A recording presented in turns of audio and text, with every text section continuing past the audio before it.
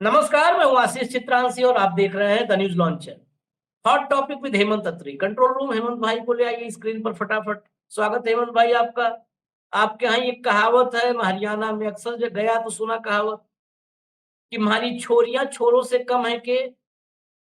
आज वो कहावत जब मैंने कुछ क्लिप्स देखी तो उसको दूसरी जगह पर इस्तेमाल किया कि हमारा विदेश मंत्री हमारे प्रधानमंत्री से कम है के।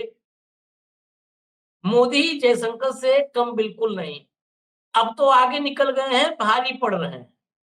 जयशंकर साहब घूम घूम कर, एक जगह नहीं है, घूम घूम कर वो नरेंद्र मोदी की जग हंसाई करवा रहे हैं, वाट लगवा रहे हैं, फजीहत करवा रहे हैं। यूरोप से लेके अमेरिका तक अकेला हमारा विदेश मंत्री, जिसे परचम लहराना चाहिए था, जिसे तमगे लेकर के आना चाहिए था, वो मोदी जी को बेइज्जत करवा रहा है, उनकी बेइज्जती। कैसे, क्यों, हम दिखाएंगे। सिर्फ जुबानी जमा खर्च से काम यहां चलता नहीं, दिखाएंगे। आप याद कीजिए पहले, लेकिन दिखाए उससे पहले याद कर लीजिए। इनॉग्रेशन होना था, शायद 20 जनवरी की तारीख थी। ट्रंप, दुनिया भर में इनविटेशन जा रहे थे। मोदी जी के लिए इनविटेशन आ जाए, उसके लिए भारत में गंभीर प्रयास चल रहे थे, गंभीर प्रयास चल रहे थे। यहां पर पूरी प्लानिंग बनी और जयशंकर पहुंच गए अमेरिका, लेकिन नाकाम रहे। एक अदद निमंत्रण पत्र नहीं ला पाए। उसी दिन मोदी जी को समझ जाना चाहिए था कि चूक हुई है। लेकिन दोनों के बीच की जो केमिस्ट्री है वो देश पर भारी, और उस केमिस्ट्री की शुरुआत चीन से होती है। और चीन में ही वो फॉर्मूला बनता है, क्योंकि चीन प्रेम मोदी जी का ये जग जाहिर है नहीं, लेकिन होना चाहिए। और जयशंकर का भी चीन प्रेम बड़ा वक्त काटा है। थोड़ा वक्त तो गुजारो गुजरात में, लेकिन जयशंकर ने तो बड़ा वक्त गुजारा है चीन में। और मोदी जी तो अपना जो कार्ड होता है ना, विजिटिंग कार्ड, जिसपे नाम लिखते हैं, बाहर भिजवाते हैं लोग, उस पर नरेंद्र मोदी एक तरफ भारत की भाषाओं में था, एक तरफ मैंड्रिन में यानी चीन की भाषा में विजिटिंग कार्ड था। इतना प्रेम है चीन से। खैर, ये विषय इन दोनों की केमिस्ट्री पर नहीं है। अगर होगी भी तो आगे हेमंत भाई बता देंगे। मैं आपको एक क्लिप सुनवाता हूं, जरा सुनिए, फिर इसके बारे में बात करेंगे। पहले सुन लीजिए, सुनवाइए भैया। The reality is there for all of us to see.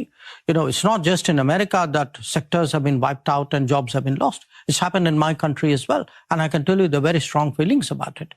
So, when you look at President Donald Trump, I think we have to understand that he is a product of a certain, there's 20, 30 years of what happened in the world, which actually has led to the situation that we have today. So I think if one has to deal with this, which is what I have to do in my responsibility, you address the issues and the underlying factors and the larger framework, rather than fixate it on a person and a decision and a particular problem. I mean, that's the way I would respond to it. Hemant भाई, आज ही दुनिया में डंका बजा था भारत का, आज ही दुनिया में डंका बजा था। हालांकि रोज जो डंका सुबह बजना शुरू होता है वो शाम होते होते फट जाता है। रात भर में नया डंका फिर बन के तैयार होता है, और अगले दिन से फिर उस पे पीटा जाना शुरू होता है। सुबह से शाम होते होते वो भी फट जाता है। तो आज सुबह जो नया वाला डंका आया, वो नया डंका जो सुबह से बजाया जा रहा है, उसको भी अगले प्रोग्राम में हम लोग फाड़ेंगे उस डंके। लेकिन मैं चर्चा कर दूं कि आज पूरे देश में गोदी मीडिया अलग अलग समारोह आयोजित कर रही है और जश्न मना रही है कि भारत दुनिया की चौथी अर्थव्यवस्था बना। भारत चौथी अर्थव्यवस्था बना, इस उपलब्धि के पीछे की वो काली हकीकत, स्याह सच जयशंकर ने बताया है कि हमारे यहाँ नौकरियां चली गई, हमारे यहाँ स्थिति बहुत ठीक नहीं है। ये जयशंकर बता रहे हैं मोदी जी के 11 साल की उपलब्धि हम गोदियों की माने या अपने जयशंकर की माने। हेमंत भाई जो थोड़ा थोड़ा हिंदी में एक्सप्लेन कर दीजिए उनकी बात को भी और भावनाओं को भी। आशीष भाई नमस्कार आपको, सारे दर्शक साथियों को। देखिए, जो जयशंकर साहब कह रहे हैं उनसे पूछा गया था अमेरिका के बारे में कि अमेरिका में ट्रंप के आने के बाद जिस तरीके का विध्वंस चल रहा है, जिस तरह की असुरक्षा भाव हो गया है कॉर्पोरेट के अंदर भी, एम्प्लॉयमेंट के अंदर भी, ओवरऑल, तो वो पूछा गया था उनसे। बेसिकली ये 2 दिन के यूरोप दौरे पे थे, परसों और उससे पहले दिन ध्यान होगा आपको, जर्मनी भी गए थे, जर्मनी, और उसके बाद ये फिर क्या नाम है, डच, तो अपने क्या नाम है, नीदरलैंड्स, दोनों जगह पे वहां पे उन्होंने विजिट करके इंटरव्यू भी दी सरकारी उसकी। तो यहाँ सवाल था अमेरिका का, ट्रंप के प्रशासन। तो होना तो ये चाहिए कि ट्रंप जिस तरह की हरकतें कर रहे हैं कि उनको हेड ऑन लेते हैं कि ट्रंप ने बिठा दिया, ट्रंप ने ये कर दिया, ट्रंप सबको ब्लैकमेल कर रहे हैं, आर्म ट्विस्टिंग कर रहे हैं, जो भी अपनी डिप्लोमेटिक भाषा में, उसको कहने की बजाय उन्होंने उसको मोदी के ऊपर डाल दिया कि ये केवल अमेरिका की दिक्कत नहीं है, ये भारत की भी दिक्कत है। हमारे यहाँ भी फैक्ट्रियां जो है दे आर वाइप्ड आउट, हमारे यहाँ भी बहुत बड़ी संख्या में रोजगार चले गए। सोचिए आप, दूसरे देश की धरती पे बैठ करके मोदी जी का झंडा बुलंद कर रहे हैं, मोदी मोदी कर रहे हैं। अब समस्या क्या है अपना आशीष भाई, जो ये आपने कोट अनकोट दिखाया, ये तो मैंने और आपने तो बनाया नहीं, ये तो इंटरव्यू का एक पार्ट क्लिप है। जो जयशंकर जी कह रहे हैं वहां बैठ करके, वही तो राहुल गांधी कितने साल से कह रहे हैं। हाँ, वही तो कह रहे हैं, और वो देश में कह रहे हैं, देश में कह रहे हैं कि भाई इंडस्ट्री का बिठा दिया, एमएसएमई का बिठा दिया, रोजगार बहुत डाउन चले गए और स्थितियां अच्छी नहीं है, युवा करोड़ों युवा सड़कों के ऊपर घूम रहे हैं।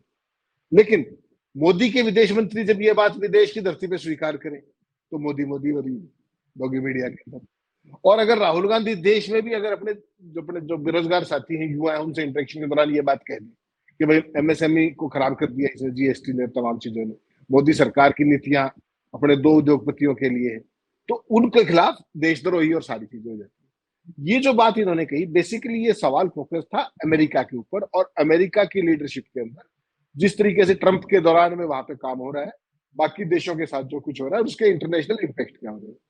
ये लगे उसको कि नहीं अमेरिका में अकेले ऐसा नहीं है, हमारे यहाँ भी इतना ही बेड़ा गर्क है। इन्होंने इसको अगर देसी भाषा में कहते तो हमारे यहाँ भी बेड़ा गर्क और ठंडी सड़क है, इनके कहने का ही मतलब। और उससे अगली बात उन्होंने बड़ी और महत्वपूर्ण कह दी, उन्होंने कहा ये जो ट्रंप है, ट्रंप एक प्रोडक्ट है, ट्रंप एक उत्पाद है, दुनिया के अंदर जो कुछ 20-30 साल से हुआ है उसकी। वो उन्होंने स्पेसिफाई नहीं किया कि दुनिया में क्या हुआ है, तो समझने वाले समझ जाएंगे कि क्या क्या हुआ। तो कहीं ना कहीं जब वो कह रहे हैं कि ट्रंप उसके उत्पाद है, तो मोदी जी क्या है, मोदी जी उसी के उत्पाद है। कोई गवर्नेंस फेलियर रहा होगा, कोई चीज हुई होगी, तो ट्रंप से तुलना आज की तारीख में आप समझ लीजिए, ट्रंप से तुलना किसकी की, तो ऐसी तुलना तो वैसे भी अवॉइड करनी चाहिए। Being a career diplomat, Jaishankar साहब तो अमेरिका के बारे में हर चीज पे हैंड्स ऑन है, उनको हर चीज की जानकारी है, अमेरिका की नहीं पूरी दुनिया की। तो सवाल उनसे पूछा गया अमेरिका के बारे में, उन्होंने लपेट लिया भारत को, भारत की अर्थव्यवस्था को, भारत के औद्योगिक माहौल को और ओवरऑल परिस्थितियों को। और अगर सही मायने में देखें कि ट्रंप जिस 20-30 साल की परिस्थितियों के प्रोडक्ट है, तो कोई भी व्यक्ति उन्हीं परिस्थितियों का प्रोडक्ट होता ही है। इसका मतलब मोदी जी भी किन्हीं की परिस्थितियों के प्रोडक्ट रहे हैं। और फिर ये जो बात कह करके, जो अगर आप पूरा इंटरव्यू देखेंगे तो आप लोटपोट हो जाएंगे, उन्होंने बहुत सारी बातें कह डाली उसमें, वो आगे आएंगी सारी बातचीत। लेकिन कुल मिलाकर के अगर आप देखेंगे तो जो यूरोपियन यूनियन भारत के साथ हमेशा से ही बेहतरीन रिश्तों में रहती थी, जब अब भारत को जरूरत पड़ी 7 से 10 मई के बीच में, जब पाकिस्तान के साथ हमारा चल रहा था, तो कोई साथ नहीं आया, एक भी साथ नहीं आया। आतंक का विरोध सब कर रहे थे, लेकिन पाकिस्तान की खुल के निंदा किसी ने नहीं की, कोई नहीं किया। तो वो जो आइसोलेशन था, उसी आइसोलेशन का कवर अप करने के लिए मोदी जी बीच में दांव लगा करके नीदरलैंड और जर्मनी के दौरे पे गए थे, पास में वहां पे अपने जाकर के, और दोनों देशों में उन्होंने जिस तरह के इंटरव्यू दिए और जो कुछ बातचीत हुई, जो नैरेटिव निकल के आया, वो अपने आप में गंभीरता की बजाय थोड़ा सा, माफ कीजिएगा मुझे, थोड़ा सा एरोगेंट लगा, अहंकार उसमें कहीं ना कहीं लगा। उस अहंकार का आप ये भी कह सकते हो कि कोई बेचारगी भी रही होगी उसकी बैकग्राउंड में, कि भाई इतना घूमता हूँ, इतना करता हूँ, इतने डंके बजवाता हूँ, मोदी जी को इतने देशों का मैंने सर्वोच्च सम्मान दिला दिया, कम से कम उन देशों से ही भारत के पक्ष में कुछ बयान दिलवा देते जिन्होंने मोदी जी को अपना सर्वोच्च सम्मान दिया है। लेकिन वैसा भी कुछ नहीं हुआ। और जिस तालिबान, जिसके साथ आपके डिप्लोमेटिक संबंध भी नहीं है भारत के अभी तक भी, उसकी जो समर्थन था, उसको आप ढोल पीट रहे थे कि तालिबान हमारे समर्थन में आ गया, उसने 24 घंटे के भीतर पाकिस्तान और चाइना के साथ बेल्ट उसका रोड इनिशिएटिव कर लिया वो। जो उनका चलता है, जो पाकिस्तान और चाइना के बीच में बॉर्डर रोड इनिशिएटिव, जो उसमें भी शामिल हो गए। जो इजराइल को छोड़ दीजिए, इजराइल का क्या था कि इजराइल ने भी ये कहा कि हम पूरे तरीके से भारत के आत्मरक्षा के अधिकार के साथ है, लेकिन वहां भी एक सेंटेंस था कि एस्केलेट मत करें। तो कंप्लीटली भारत के साथ कोई भी नहीं था, भारत आइसोलेटेड था। और उससे पहले और उसके बाद की जो परिस्थिति आई, उसी के डैमेज कंट्रोल के लिए जयशंकर जी अब डेस्परेट है। उसी के लिए तमाम हमारे 7 डेलीगेशन विदेशों में भेजे गए हैं, सांसदों के ऑल पार्टी मीटिंग के, जिन्होंने अपना वहां पर जो पीआर का काम है वहां शुरू कर दिया अलग अलग देशों में जाकर। फिर मैं एक इशारे में, मैं बहुत उस पर नहीं चर्चा करूंगा, लेकिन एक बात इसी चर्चा में आज छोड़ देता हूं कि भारत और पाकिस्तान के इस युद्ध में ऐसा क्या हुआ है कि राफेल के तमाम सौदे जो अलग अलग देशों के साथ थे, वो सौदे रद्द हो रहे हैं। इंडोनेशिया ने राफेल का फ्रांस के साथ सौदा रद्द कर दिया। ऐसे कई एग्जाम्पल्स आए। और चीन के फाइटर जेट के सौदे दुनिया में बढ़ रहे हैं। देखिए, ये आपको भी, आपके पास ऊपर वाले ने दिमाग दिया है, और मुझे लगता है भारतीय हैं इसलिए थोड़ा ज्यादा दिया है। यही तो मोदी जी बताते हैं कि आप सबसे समझदार हैं। तो मैं मोदी जी के बात को मानते हुए कहता हूं कि हम लोगों को थोड़ा ज्यादा दिया है। तो ये आपको भी सोचना चाहिए कि आखिर ऐसा क्या दोनों देश के युद्ध में हुआ है कि राफेल के सौदे कैंसिल हो रहे हैं, और चीन के विमानों का भी मिस्र ने, चीन का जो फाइटर जेट है, मिस्र के साथ सौदा हो गया। चीन का फाइटर जेट, तो तमाम अलग अलग देश, मोरक्को और कहां से खबर आ रही है कि चीन के फाइटर जेट को लेकर सौदा शुरू है, और राफेल का उल्टा कैंसिल हो रहा है। खैर, उससे हम आते हैं फिर अपने मूल विषय पर आते हैं। मूल विषय पर सवाल एक ये भी है कि जयशंकर साहब जो विदेश गए हैं, या विदेश में जा करके ये बता रहे हैं कि रोजगार हमारा खत्म हो गया, इसमें एक नया डायमेंशन दिया है हेमंत भाई ने, बहुत महत्वपूर्ण, जो हमारी चर्चा की शुरुआत में नहीं था, कि राहुल जो कहते हैं वही बात तो जयशंकर कहने लगे। यानी राहुल अमेरिका से लेके यूरोप तक राहुल की बातों पर मुहर लगा रहे हैं जयशंकर। और इसमें एक बात तो उन्होंने कहा अभी हेमंत भाई ने, कि रोजगार, नौकरियां जा रही हैं, ये राहुल कह रहे हैं। इसके अलावा दूसरी महत्वपूर्ण बात मैं बताता हूं। एक 1 to 1 15-20 लोगों के साथ मुलाकात की थी राहुल गांधी। उस मुलाकात में राहुल ने कहा था, जैसे जयशंकर ने कहा कि 20-30 साल में जो दुनिया में हालात रहे, उसी की पैदाइश है, उसकी उपज है ट्रंप। ये मुझे इसलिए याद आ गया कि आज से करीब करीब 16 महीने पहले की बात है, 15 महीने पहले, 15 महीने पहले 15 लोग के आसपास ही थे, 15-16 लोग, उनके साथ राहुल गांधी बैठे हुए थे। राहुल ने उसमें कहा कि ये नरेंद्र मोदी आज हैं अगर सरकार सत्ता में, तो इसमें ऐसा कुछ चौंकने वाली बात नहीं है। उसकी जिम्मेदार कांग्रेस है। कांग्रेस ने 90s से कुछ ऐसा किया है कि ये नरेंद्र मोदी हो सकता है, नहीं होते तो कोई और नरेंद्र मोदी होता। मतलब नरेंद्र मोदी एक व्यक्ति नहीं है, नरेंद्र मोदी भी अपने आप में एक आइडियोलॉजी है। हो सकता है चेहरा अलग होता है, डील डोल अलग होती है, हाइट अलग होता है, 56 इंच के बजाय वो 76 इंच होता, या 46 इंच होता, 36 इंच होता, लेकिन कोई ना कोई मोदी होता, क्योंकि पिछले 30 साल में हमने हालात ऐसे बना दिए। ये बहुत बड़ा एक्सेप्टेंस था। जब वहां उस मीटिंग के बाद ये बात मेरे तक आई, तो मैंने कहा ये राहुल की बहुत ईमानदारी से कबूली हुई बात थी कि देश में तमाम मोर्चों पर, चाहे वो करप्शन की बातें हों, चाहे वो अलग अलग, मतलब राजनीतिक अस्थिरता, वो भी तो मोदी जी का था ना, अस्थाई सरकार, राजनीतिक अस्थिरता, ये तमाम ऐसी चीजें थी। उन परिस्थितियों में अपने आप कोई ना कोई एक नरेंद्र मोदी पैदा होना था, बिना बीज, खाद, पानी के भी पैदा होना था, वो बंजर में भी पैदा हो सकता। सेम बात जयशंकर ने कही है।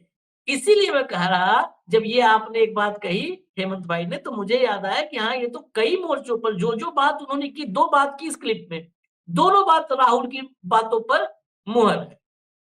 अब मैं एक और क्लिप दिखाता हूं। जयशंकर साहब मुहर तो राहुल की बातों पर लगा रहे हैं, लेकिन मोदी जी बड़ी फजीहत करवा रहे हैं।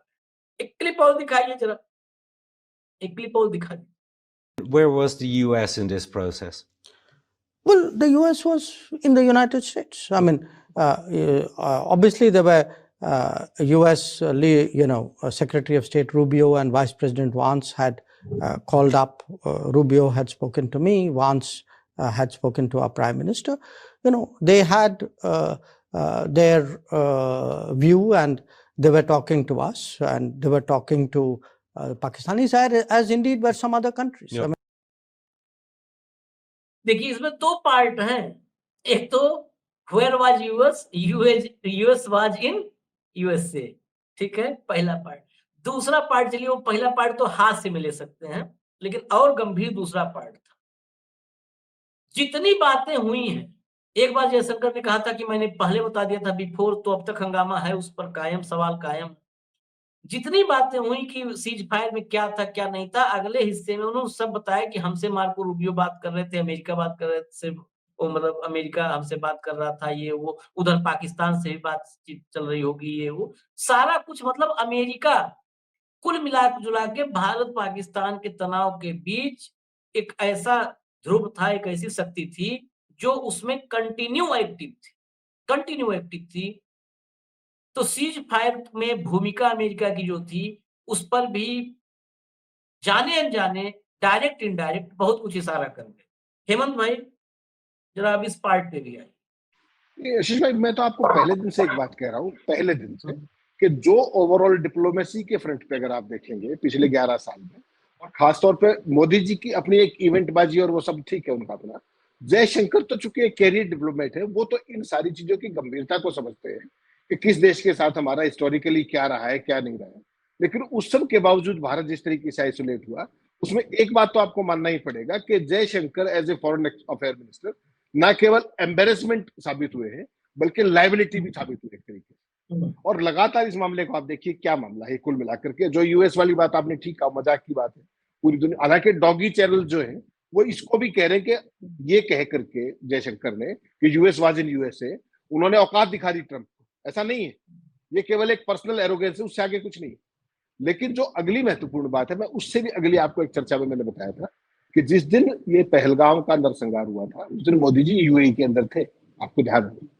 और यूएई के अंदर उनको ट्रंप की पहली कॉल आ गई थी उनके, और उन्होंने कहा था कि इस सारे मामले को हम देखते हैं, आपस में बात करते हैं, लेकिन इसको एस्केलेट मत कीजिएगा। और एस्केलेशन ऐसे होनी भी नहीं थी कि 2 घंटे के अंदर कुछ हो जाए। वो सारी चीजें समय के साथ होती है, सेना अपना टाइम लेती है, अपने टारगेट चूज करती है, वो एक प्रोसेस है, उसमें 10-20 दिन 15 दिन जितना डिपेंड जिसकी कैपेसिटी हो सकती है। तो ट्रंप ने केवल पहले दिन बात की थी जिस दिन ये नरसंहार हुआ। उसके बाद अमेरिकन एस्टेब्लिशमेंट एनएसए से, एमईए से, और वाइस प्रेसिडेंट जेडी वांस ने बात की थी मोदी जी से 9 तारीख की रात को 9:30 बजे, अगर आपको याद है। और एक बात बड़ी स्पष्ट है, देखिए कोई चीज रिकॉर्ड पे उसको कुछ नहीं कहेगा, लेकिन चूंकि अपना हर चीज पे नजर रखते हैं और बहुत बारीक नजर रखते हैं, 9:30 बजे जेडी वांस फोन करते हैं, ये रिकॉर्ड की बात है कि मोदी जी को उन्होंने फोन किया। और ठीक 11:30 बजे भारतीय जनता पार्टी के ऑफिशियल हैंडल पर आशीष भाई 31 सेकंड का एक वीडियो लोड होता है आतंक को लेकर। उसमें 16-17 सेकंड अपने डॉक्टर मनमोहन सिंह के कार्यकाल की खिल्ली उड़ाई जाती है, और आखिरी के 15 सेकंड में मोदी जी को दिखाया जाता है, Modi ji on A mission, और वो सारे के सारे आतंकियों को जहन्नुम में पहुंचाने के लिए निकले, बाकायदा 56 इंची सीना और वो सब जो ग्राफिक्स है। तो एक तरफ भारत का पाकिस्तान के साथ संघर्ष चल रहा था, ओपन में चल रहा था, कोई चीज छुपमा नहीं थी, हजारों ड्रोन, ये वो रॉकेट्स अटैक्स, दुनिया भर मिसाइल्स, वो सारी चीजें हो रही थी। दूसरी तरफ बीजेपी उसके दौरान में 9:30 वांस का फोन आया और 11:30 बजे वीडियो लगा रही थी। तो कुछ तो कहानी है, क्योंकि इस सब के बीच में तो नहीं किया जाता, बिटवीन द लाइंस की मैं बात कर रहा हूँ, जो जर्नलिज्म में हमें सिखाया जाता है कि जो छुपाया जा रहा है वो खबर है, जो बताई जा रही है वो प्रोपेगेंडा है। तो छुपाया ये जा रहा है कि 9:30 बजे की मीटिंग में क्या हुआ था, और उसके बाद 11:30 बजे वीडियो क्यों लगाया गया था, और उसमें सीधा सीधा विपक्ष पर, दिवंगत प्रधानमंत्री पर निशाना था, कांग्रेस पर निशाना था। छोड़ दीजिए उस बात को। उसके बाद मॉर्निंग में 10 तारीख को इंडियन एयरफोर्स ने, हमारी जो सेनाओं ने, पाकिस्तान के जो टॉप एयर बेसिस थे उनको ठोक दिया अच्छे से। और 12 बजे, 12:30 बजे के आसपास हालत ये हुई कि पाकिस्तान के डीजीएमओ ने बात करने की कोशिश की हमारे डीजीएमओ से, डायरेक्टर जनरल मिलिट्री ऑपरेशंस। वो बातचीत नहीं हो पाई, तो फिर वो बात जाकर के 3:35 के आसपास हुई, और वहां वो अंडरस्टैंडिंग हुई। यहां तक सारी बात स्पष्ट है, कोई कंफ्यूजन नहीं है। 5:33 पर खेल होता है। अगर आपकी बात में मान भी लूं कि भाई भारत और पाकिस्तान ने फैसला किया था, जो कि दावे कर रहे हैं जयशंकर जी, तो भारत पाकिस्तान ने अगर फैसला किया था तो 5:33 पे ट्रंप ने घोषणा कैसे की, और हाँ ट्रंप ने क्या घोषणा की, चीजों को समझिए बिटवीन द लाइंस। अब हम तो जो मैं और आप बात करें उसमें कुछ भी मनगढ़ंत नहीं है, वो एक सारी की सारी उसको आप देखिए कि जिसको आप बोलते हैं ना टाइम के हिसाब से टाइम लाइन देखिए, क्रोनोलॉजी देखिए। 5:33 पे ट्रंप साहब क्या कहते हैं, कल की रात बहुत भारी थी, पूरी रात हम लगे रहे। उसके बाद जेडी वांस और मार्को रूबियो ने भारत से बात की, पाकिस्तान से बात की, दोनों देश सहमत हो गए हैं सीज फायर इमीडिएटली 5 बजे से। उसके बाद वो कहते हैं कि कश्मीर का जिक्र करते हैं, और फिर ये भी कहते हैं कि तीसरे देश में बात करेंगे। ये कहां से आ गया, ये तो ओवरबोर्ड हो गया ना। उसके बाद मार्को रूबियो 5:40 पे करते हैं, तत्काल बाद पाकिस्तान करता है, और आखिर में कौन करता है, भारत करता है आखिर में। हाँ और आपके फॉरेन सेक्रेटरी करते हैं, विक्रम मिश्री जी 2 लाइन की प्रेस कॉन्फ्रेंस के हमारा ये लागू हो गया है, उन्होंने और कोई डिटेल्स दी नहीं। वो जो बॉडी लैंग्वेज थी, विक्रम मिश्री भी तो कोई छोटे आदमी तो है नहीं, फॉरेन सेक्रेटरी कैरियर डिप्लोमेट है जैसे ये, वो भी तो सवालों के जवाब दे सकते थे। उसी दिन ये बोल सकते थे कि भाई ये उनके डीजीएमओ और हमारे डीजीएमओ के बीच की बात है। तो और अमेरिका जो राष्ट्रपति है वो पिछले 10-11 दिन में 8 से 9 बार ये बात और ओपनली घोषणा कर चुका है कि मैंने करवाया, हमने करवाया, हमने बाजू मरोड़ी, हमने ट्रेड बताया, लेटेस्ट ट्रेड, ये वो दुनिया भर की जो भी वो लफाजी करते, उस सारे नैरेटिव को हकीकत ये है कि काउंटर नहीं कर पा रहे। क्यों?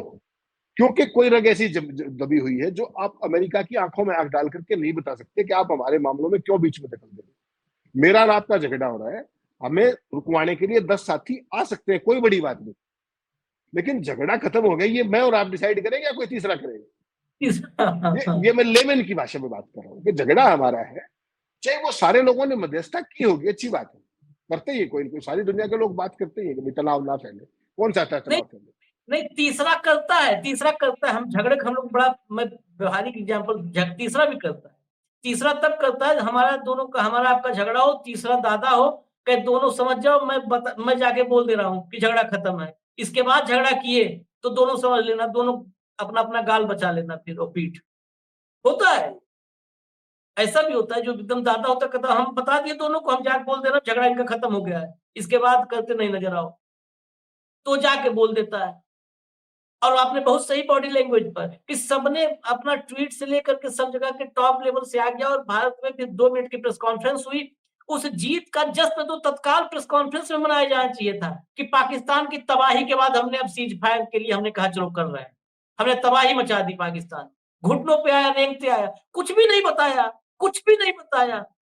वो सोचने में कि हम जीते हैं, ये एहसास करने में 2-3 दिन लगा दिया। अमेरिका हमारे सीज फायर की बातचीत में नहीं था, ये एहसास करने में आपको लग गए 72 घंटे। मतलब क्या समझ रखा है, एकदम पूरे का पूरा ऊपरी मंजिल खाली समझ रखा है क्या भारत के लोगों का? नहीं हाँ? आशीष भाई, केवल 72 घंटे का सवाल नहीं है, हकीकत ये है आज तक भी आप कन्विंस नहीं कर पाए हो। छोड़िए आज 72 तक घंटे को, हाँ, उसको छोड़ दीजिए। आप 10 तारीख से आज 25 तारीख में हो, आप देश को केवल एक बात का जवाब दीजिए कि भारतीय सेनाओं ने हकीकत में पाकिस्तान को कोहनी पर घुटनों पर ला दिया था, उनके सबसे इंपॉर्टेंट एयरबेसेस को स्ट्राइक करके। ऐसी क्या आफत आ गई थी कि आपको ये इस तरीके से सीज फायर करना पड़ा। और प्रधानमंत्री ने कहा कि पाकिस्तान ने ये कहा कि हम आतंकियों को प्रश्रय नहीं देंगे, ये एश्योर किया। अरे जो देश रिटन एग्रीमेंट को तो मानता नहीं, तमाम जितने अंतर्राष्ट्रीय समझौते उनको तो मानता नहीं हो, तो आपको जुबानी जमा खर्च वो भी रुका कि डीजीएमओ उसी से बात कर रहे ना, जो ये कह रहे कि उनके डीजीएमओ ने हमारे डीजीएमओ से बात की। ऐसा तो नहीं कि प्रधानमंत्री जी ने शहबाज शरीफ से बात की या हमारे आर्मी चीफ ने उनके आर्मी चीफ राइल से उससे बात की, नहीं करी ना। तो बातचीत तो डीजीएमओ के लेवल पे है, ये फैसले सरकार के होते हैं। डीजीएमओ एक्शन की बात करता है, सीज फायर का फैसला भारत सरकार का फैसला है। डिफरेंशिएट कीजिए, तो let's not confuse people. Modi ji को देखिए, इसमें कोई शक नहीं कि सेनाओं ने जबरदस्त एज हासिल कर लिया था। सारे का सारा डिप्लोमेटिक जिम्मेदारी या तो जयशंकर की थी या मोदी जी की थी, और Modi ji being head of the state, head of the country, ज्यादा उनका है, और सेलिब्रेट करने का भी उनका सबसे ज्यादा जोर रहता है। आप ये देखिए 10 तारीख की शाम को पाकिस्तान का आर्मी चीफ भी, हारने के बाद, भले पिटने के बाद भी, पाकिस्तान का विदेश मंत्री भी, पाकिस्तान का प्रधानमंत्री भी, राष्ट्र के नाम संदेश, संसद बुलाना, ये करना। आपको क्या हो गया? अगर हमारी इतना क्लियर कट सब कुछ है और हमने अपनी शर्तों पे किया है, तो मोदी जी उसी दिन 10 तारीख की शाम को 8 बजे राष्ट्र के नाम संदेश क्यों नहीं दिया? देना चाहिए था, नहीं देना चाहिए? या 2 दिन तक आप नैरेटिव गढ़ रहे थे, और या आप ट्रंप को मौका दे रहे थे कि 2 बार आप राष्ट्र के नाम संदेश दे लो। और उस भाई ने क्या किया, वो तो मैं दर्शकों को फिर याद दिला दूं आपको। आपने तय किया कि हम कल 8 बजे रात को देश के नाम संबोधन करेंगे। मोदी जी, बहुत अच्छी बात। इनका 8 बजे था, वो भाई साहब 7:15 बजे लाइव हो गया वहां पे, और फिर वही बोल दिया फिर कि हमने करवाया, हमने कहा ट्रेड करना है, ये करना है, ये सब छोड़ो, लड़ाई करो, अच्छा व्यापार करो। उसका फिर जवाब नहीं दिया मोदी जी ने, आज तक भी नहीं दिया हो तो बता दिया। जयशंकर साहब कह रहे कि यूएस वाज इन यूएसए। मैं कहता हूं ये अहंकार है। अगर बात करनी है तो ट्रंप का नाम लेके कीजिए कि वो गलत बात कर रहे हैं। एक रूटीन प्रक्रिया है, सारे देश बात करते हैं इस तरह के तनाव के माहौल में। सारी बात मानते हुए भी मुझे तो एक बात का जवाब दे दे, केवल एक छोटी सी बात का, कि इसकी घोषणा ट्रंप साहब ने कैसे करी, बस इसका जवाब दे दे। जैसे कोई भी दूसरे देश मीडिएट भी करते हैं तो फाइनल फैसला उन दोनों देशों को करना होता है कि कौन डिक्लेयर करेगा। और आमतौर पे क्या होता है, मेरी आपकी लड़ाई हम तय करते हैं कि भाई 6 बजे आप वहां कर लेना प्रेस कॉन्फ्रेंस, में यहाँ कर लेना साइमल्टेनियसली। यहाँ तो ये है, हाँ, उधर आप कैमरे पे आ रहे हो, इधर मैं आ रहा हूँ। और इस जो ये सीज फायर जिसको आप सो कॉल्ड सीज फायर कह रहे थे, कि मैं नहीं मानता इसका सिंपल कारण क्या है कि जिस दिन से सीज फायर की घोषणा की है उसके बावजूद भी दोनों देशों का एक दूसरे के प्रति जो रुख है वो आक्रामक ही है, डिमीनिंग ही है। कोई एग्रीमेंट की बात नहीं है, कोई सहमति की बात नहीं है। इससे और ज्यादा ये साबित हो रहा है कि हमने सीज फायर तो कर लिया किसी के कहने से, फिर मैं बिटवीन द लाइन्स की बात कर रहा हूँ कि हमारी किसी ने बाजू मरोड़ी, हमने सीज फायर तो कर लिया, लेकिन मौका आते ही फिर ठोकूंगा। ये लगातार ऑपरेशन अभी सस्पेंड हुआ है केवल। इन सब बातों का क्या मतलब? इसका मतलब ये है, जो बार बार विदेश में जाकर के, जो जयशंकर को भी दिक्कत आ रही है एक्सप्लेन करने की, जयशंकर का आप देखिए कितना ब्राइट कैरियर रहा है, पूरा कितना लंबा कैरियर रहा है, उसके बावजूद बहुत रूटीन के सवालों में अगर वो फंबल कर रहे हैं, हकला रहे, इसके क्या मतलब समझते हैं आप? मनोवैज्ञानिक से बात कीजिएगा, मनोवैज्ञानिक क्या कहता है कि जब आप हकलाते हैं तो 2 ही चीज होती है, या तो आप कुछ छुपा रहे होते हैं या आप कुछ नया गढ़ रहे होते हैं। हाँ, बताना नहीं चाहते, कुछ नई कहानी कंकॉक्ट कर रहे होते हैं। जब आप ऑनेस्टली बात कर रहे हो तो आपको हकलाने की जरूरत नहीं है, आप खुल के कन्विक्शन के साथ बोलते हैं, हाँ ये हुआ ये हुआ ये हुआ। ये चीजें तो मुझे और आपको भी पता है कि मोदी जी को फोन ट्रंप ने किया जब वो यूएई के अंदर थे, हकीकत है। जेडी वांस ने 9 तारीख की रात को भी किया, उससे पहले भी बात चल रही थी, लगातार चल रही थी। तो भाई सिर्फ सवाल इतना है कि अमेरिका ने घोषणा क्यों करी, इसका जवाब दे दो। और ये सवाल केवल आशीष भाई यहाँ लागू नहीं है, फिर मैं दर्शकों को कह रहा हूं, अभी ट्रेड डील की बात चल रही है, कुछ ब्यूरोक्रेटिक लेवल पे है, कुछ मंत्री के स्तर पे है, तो ट्रंप तो कहीं नहीं है उसके अंदर। ट्रंप के लेवल पे तो कोई बात नहीं। उस भाई साहब ने 4 बार घोषणा कर दी कि इंडिया तो तैयार है, अमेरिकन 4 के 8 प्रोडक्ट्स बार हो गया होगा, गिनती कमी है, 8 बार कि जीरो कर लिया, जीरो कर दिया, भारत तैयार हो गया, और हमारे यहाँ से कोई बोल ही नहीं रहा, कोई नहीं। इसके जो ये जो आशीष भाई होता है ना, अमेरिका देखिए, एक बात तो आप मानेंगे ना, फ्रेंडली कंट्री तो रहा ही है ना। मोदी जी के फ्रेंड कौन है? भाई फ्रेंड डोनाल्ड, याद होगा आपको, हाउडी मोदी याद होगा, नमस्ते ट्रंप याद होगा, गल भैया याद होंगी, तमाम चीजें, फोटो सेशंस, हर चीज याद होगी आपको। उसके बावजूद भी अमेरिका जिस तरीके का व्यवहार हमारे साथ कर रहा है और हमारी पॉलिसीज को दुनिया को ये बता रहा है कि इंडिया को तो हम डिक्टेट कर रहे हैं, बताने की कोशिश कर रहा है रह रहकर, अवसर हो चाहे ना हो। आप मुझे बताइए, अफ्रीका का राष्ट्रपति बैठा हुआ, उसमें ट्रंप को वो बात करने की क्या जरूरत? हाँ, कि हमने वो करवा दिया वहां पे, मैंने कहा ट्रेड करो, कोई नहीं लड़ाई करनी, ट्रेड करो। अमेरिकन राष्ट्रपति को बता रहे वहां बैठ ओवल ऑफिस के अंदर, और हमारे वाले फिर भी चुप, हमारे कह रहे कि अमेरिका वाज इन यूएस। तो आप जो चांद की खबर लिखने के लिए रॉकेट लेके चांद पे जाते हो क्या? फोन का जमाना है भैया, इंटरनेट का जमाना है, फोन पे वो संपर्क में थे आपके। आप कहिए ना कि ट्रंप से कोई वास्ता नहीं, हमने किया, नहीं कह रहे ना उस बात को। और उसने पहले ट्वीट कैसे किया, इसका जवाब दे दीजिए। ट्रेड वार में वो पहले घोषणा कैसे कर रहा है, उसका जवाब दे दीजिए। और अब तो चीजें और निकल के आ रही है आशीष भाई। अब तो देखिए, जो अपने क्या नाम है उनका, अडानी है ट्रंप साहब का, उसकी कंपनी को आपने टेलीफोन का दे दिया, सैटेलाइट टेलीफोन का परमिशन हो गया, उसका लाइसेंस हो गया। अब वो बहुत जल्दी उसको लॉन्च भी करने वाला, उसकी स्कीम्स वगैरह भी आ गई, सारी बात आ गई। अब तो ग्रेप वाइन ये है कि अमेरिका बहुत सारी चीजों में आर्म ट्विस्टिंग कर रहा है। अमेरिका की जो इलेक्ट्रिक व्हीकल्स है, इलेक्ट्रिक कारें हैं, उनके लिए भी कह रहा है कि जीरो कीजिए। जो ट्रेड वार का जो चक्कर है, टैरिफ, उसको बराबर कर दिए, बिल्कुल जीरो कीजिए। उसके अलावा जो ट्रंप की खुद के 2 क्रिप्टो कॉइन्स है, जैसे उसमें पाकिस्तान ने करोड़ों रुपए इन्वेस्ट करने की बात की है, उस तरह की चर्चा भी लगातार चल रही है। पेट्रोलियम प्रोडक्ट्स भी वहां से खरीदने का दबाव, मतलब हर चीज को भारत को उसने एक पंचिंग बैग बनाने की सोच ली है क्या? और मैं आपको मुक्का तब मार सकता हूं लगातार जब आप मुक्का खाने को तैयार हो, वरना आप पहले में जबड़ा तोड़ दोगे मेरा। तो अगर बराबर के हैं तो 1 लाख लग गया, 2 लग गया, लेकिन वो भाई तो day in and day out उसी काम पे लगा हुआ है और सिंगल हैंडेड लगा हुआ है। और आप केवल ये कह रहे कि यूएस वाजिल यूएस से, और डॉगी मीडिया ये कह रहा है कि बड़ा जबरदस्त जवाब दे दिया। ये जवाब नहीं है, ये अहंकार है। ऐसे ही आपने अपने सारे यूरोप को गवाया था। क्या कहा था जयशंकर ने? यूरोप को भी ऐसे ही गवाया था। उसने कहा कि यूरोप को एक गलत फहमी है, उनको अपना माइंड सेट बदलना होगा कि यूरोप की समस्या दुनिया की समस्या है। यूरोपियन ऐसे समझते हैं, लेकिन दुनिया की समस्याओं से यूरोप का कोई वास्ता नहीं। ये बात कहने की क्या जरूरत है विदेश मंत्री को? ये कहा कि नहीं उन्होंने? तो इस तरह की तमाम जो अपनी आउट ऑफ कंटेक्स्ट टिप्पणियां हैं, उससे वो निरंतर खराब करते रहे। फिर उन्होंने यूरोप के बारे में इंडिकेट किया डायरेक्टली कि भारत को सहयोगी चाहिए, उपदेशक नहीं चाहिए। तो ऐसी तमाम चीजें अपनी एरोगेंस के कारण, अपने स्टाइल के कारण, या मोदी जी से प्रेरणा लेने के कारण जयशंकर जी रह रह करके कर रहे हैं, जो अल्टीमेटली देश के लिए नुकसानदायक है। और ये मोदी मैं तो जी का जो कहूंगा 11 भाई, साल की मोदी जी की जो 11 साल की ओवरऑल डिप्लोमेसी है, वो कहाँ खड़ी है आज पूरी दुनिया के सामने? उस पर मुझे और आपको कुछ कहने की जरूरत नहीं है। जो 7 से 10 तारीख के बीच में हुआ और उसके जो बाद में भी हुआ, जो व्यवहार ट्रंप भारत के साथ कर रहे हैं, वो शत्रु मित्र तो छोड़िए, कोई मित्र राष्ट्र, वो शत्रु भी नहीं करता। मोदी जी की अथॉरिटी को वो डिमीन कर रहे हैं लगातार। एज ए प्रधानमंत्री मोदी जी की जो स्टैंडिंग है, कोई दोस्त अपने दोस्त के साथ ऐसा नहीं करता है। उसके पीछे एजेंडा क्या है, उसके पीछे कारण क्या है, वो मोदी जी को ज्यादा बेहतर पता है, या उनके फाइनेंसर को पता होगा, या उनके जयशंकर को पता होगा। लेकिन जो कुछ हो रहा है वो देश की जो दुनिया के अंदर आभामंडल है उसके लिए अच्छा नहीं है, और मोदी जी के लिए तो कतई अच्छा नहीं है। जो उन्होंने 11 साल में एक ही चीज को अपनाई थी कि दुनिया में डंका बज रहा है, यही तो बचा रहे थे। यहाँ के जो 82 करोड़ हैं, तो 5 किलो अनाज वाले बेचारे, उनको तो यही कह रहे थे कि चलो तुम तो 5 किलो अनाज लो, बाकी डंका वहां बज रहा है। तो वो डंका भी दिख गया। तो ये चीज एक बार अपनी पूरी की पूरी जो इनके अपनी जो फॉरेन पॉलिसी है मोदी जी को, और खुद का नजरिया उसके प्रति, उसको रिकैलिब्रेट करना पड़ेगा अगर आपको दुनिया में फेस सेविंग रखनी है तो। वरना दुनिया में भारत का उपहास हो रहा है, इस समय लगातार हो रहा है, डे इन एंड डे। नहीं, ये सब रिकैलिब्रेट करना होगा, ये सब तो उम्मीद आप छोड़ दीजिए।